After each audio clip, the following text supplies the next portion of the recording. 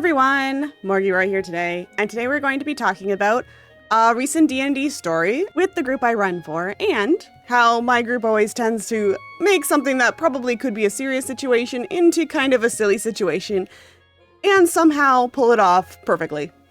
What happened was that they were trying to sneak into a mining/prison town. So basically it was a bunch of prisoners who were being forced to do manual labor in a mine. So not good. This was run by the evil government that they're currently fighting. And they were going in because they had a map that they had found a while ago that was leading to something that the evil government wanted, that they didn't want the evil government to have and they want instead. But they knew they had to get into this mine first. So they came up with a couple of different ideas, like sneaking over the wall, which was very well guarded, but mostly guarded from people trying to escape than from people coming from the outside. They talked about a couple of other options. And then the bard, of course, came up with the idea of being a government mine inspector. So they talked about how they were going to pull this off. They have a few disguisey items. They have something that changes their body physically into that of a human. They have a little skeleton companion with them that they put in their bag of holding because he doesn't have to breathe. The druid turned into a canary. Because they're going into a mine, of course. So canaries, you have to have a canary. And the rest of the people were going to be guards to protect the mine inspector. And a scholar to take notes for anything the mine inspector found. They walked right up to the front door. And the guards looked down from the wall and were like, "Who are you people? Why are you here?" And the bard, who was pretending to be the mine inspector, put on their most Karenish voice and said, "I'm here to inspect your mine. I've been sent by the capital government. I've been sent by this person." And they were like, okay. They had also forged some documents, but they hadn't done a great job on forging the documents. But they had like a contract they had with one of the leaders of the cities, and they had copied the signature of that leader onto these forged documents. So they had some legitimate documents that they could use. So the bard is trying to convince the people on the wall that they should be let in because they're the mine inspector. And people on the wall are all kind of looking at each other like, we've never had a mine inspector before. Do we get mine inspectors? Is that a thing? But they're just normal guards. They don't know the rules. And they open the door and they let the group in. And they went to go get someone of higher authority who would be the one who could decide whether they should let the mine inspector in. They went and they got the deputy warden. And it was this big minotaur man who was very serious about his job and looked at the papers. He rolled pretty good on his insight on the papers, but he had just barely failed the check that they had made for their not too great paper forging.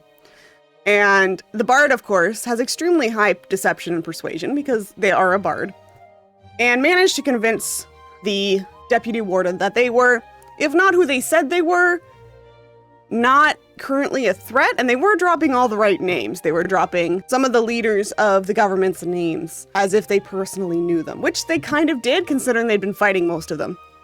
Yeah, they were saying all the right words and their documents were okay.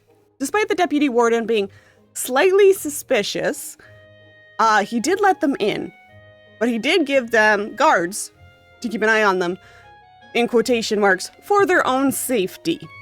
As in, keep an eye on these people, I don't know if they're legit or not.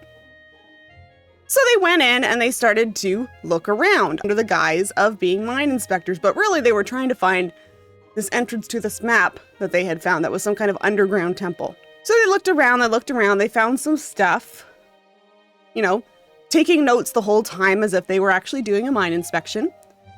And then they got to the entrance of the mine.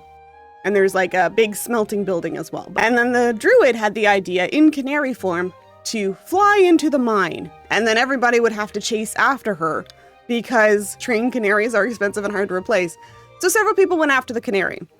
And the bard, pretending to be the mine inspector, decided to continue with the guards. And basically, peons, you go do that. I will go to the smelter and I'll inspect that. Then I'll come back to the mine.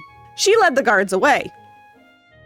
And she started to go into the smelter, and the smelter is dark and, lit by orange light. and has lots of hiding places in it. So she sped ahead, power walking, getting kind of ahead of the guards who were like jogging after her. She got into the entrance of the smelter. She flew into the rafters, took off the thing that was making her look like a human, and hid. And the guards started to run around the building trying to find out where the mine inspector had went. And she was able to sneak back out, put the item back on that made her look like a human, and then go and meet the rest in the mine. And that was how my group got into this mine without having to fight a single thing. Until they got into the mine and some Umber Hulks attack. But that's how it is. My group will always find a way, or almost always find a way, to try and get out of a situation without having to fight anything. And I like that. I think that's good. I like my group thinking outside the box and not their automatic response not being to kill everything in sight. Because they always try talking first. Even the characters that don't have a very high persuasion or deception, they'll always try talking first. And they've gotten out of a lot of situations that way. They've avoided a lot of fights that way. Some fights aren't avoidable because whoever they're talking to is going to fight them no matter what. But I'd say about 25% of the situations they get into, they're able to talk their way out. And I think it's really interesting. And some people might say that I'm too easy on them because I do like to reward their creativity quite a bit. And they have to roll. They have to do well on their rolls. And they always get rolls against them. And there's always a chance that the enemies will be able to see through their deceptions or not be persuaded. So they still have to back up their ideas with rolls. And I do make them roll quite a few times how far they can push whatever they're trying to do. But I do like to reward them for creativity because I don't necessarily think everything has to come to a fight either. Sometimes diplomacy or deception is the best option. So I just wanted to share this little story of how my players once again found a way to get out of a situation without having to fight, kill anyone, or get hurt themselves. And I think it's very funny. It makes me laugh every time. And the hijinks they get up to are always the highlights of our games. Thanks for watching. Please like and subscribe. I hope you're having a great day. If you're not having a great day, I hope your bad day is over with soon. And we'll see you next time. Bye-bye!